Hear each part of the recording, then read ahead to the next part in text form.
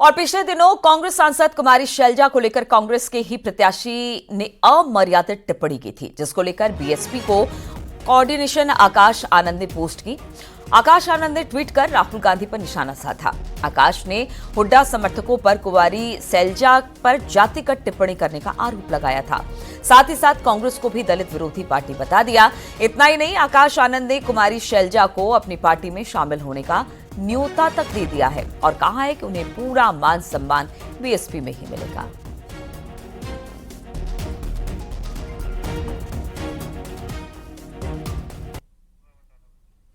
तो कांग्रेस को बताया दलित विरोधी पार्टी। आकाश आनंद ने, जो कि कोऑर्डिनेटर है बीएसपी के, उन्होंने ट्वीट करते लिखा है कि किस तरह से कांग्रेस में रहते हुए कुमारी शैलजा का अपमान हुआ। ये कांग्रेस के डीएनए में है। पहले राहुल गांधी ये सारी बातें करते थे और उन्होंने साथ ही साथ कुमारी शैलजा को बीएसपी में आने तक का न्योता दे दिया। उन्होंने कहा कि इस पार्टी में उन्हें मान सम्मान मिलेगा।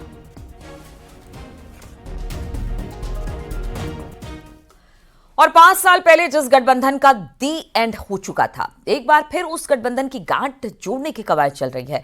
अखिलेश यादव का मायावती को लेकर नरम रुख, तो मायावती अब किसी भी संभावना से इनकार कर रही हैं। ऐसे में सबसे बड़ा सवाल कि आखिर समाजवादी पार्टी और बीएसपी के बीच कौन सी खिचड़ी पक रही है। आपको इसी पर एक रिपोर्ट दिखाते हैं।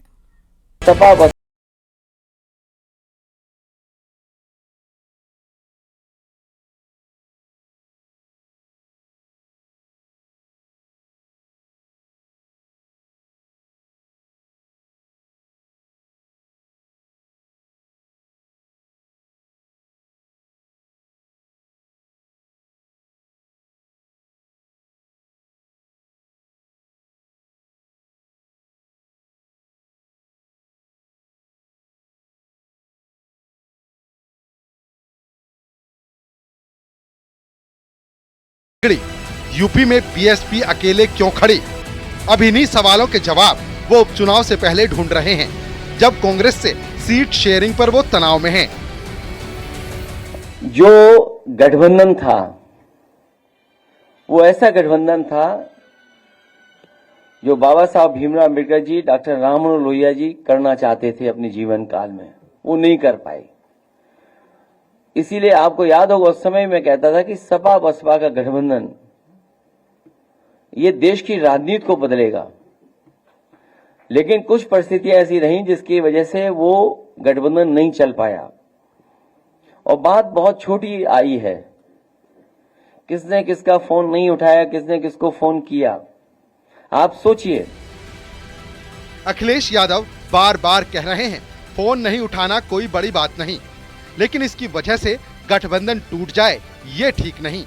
यानी अखिलेश यादव साफ तौर से इशारा कर रहे हैं कि गलती कुछ भी हुई हो, लेकिन 2019 में हुआ ये गठबंधन ऐतिहासिक था और अगर ये चल रहा होता तो सियासी घटनाक्रम अलग होते। ऐसे में सवाल है, अखिलेश यादव अब भी गठबंधन को तैयार हैं? फोन वाली गलती का जिक्र, सफाई या मैसेज? ऐतिहासिक गठबंधन की नींव फिर पड़ेगी। गठबंधन में धोखे को सुधारने का वक्त आ गया है। उपचुनाव से पहले गठबंधन टूटने की बात क्यों हो रही है? ये वो सवाल है जो राजनीति में कभी भी संभावनाएं खत्म नहीं होने की ओर इशारा कर रहे हैं। 2019 के लोकसभा चुनाव के बाद समाजवादी पार्टी और बहुजन समाज पार्टी के गठबंधन के टूटने के बाद से लेकर अब तक सार्वजनिक तौर से अखिलेश यादव ने मायावती को कुछ भी नहीं कहा। शायद इसके पीछे रणनीति यही रही है कि समाजवादी पार्टी के मुखिया इस बात को जानते हैं कि उनके वोट बैंक को अगर अपनी तरफ करना है तो इन तमाम रणनीति को ध्यान में रखना होगा। आज भी अखिलेश यादव मायावती के लिए नरम दिखाई देते हैं। राजनीति के जानकार इस बात को मानते हैं कि मुलायम और कांशीराम के गठबंधन ने सभी सियासी पार्टियों के माथे पर बल ला दिया था। परिस्थितियों के हिसाब से मुलायम कांशीराम की जोड़ी ज्यादा नहीं टिक पाई।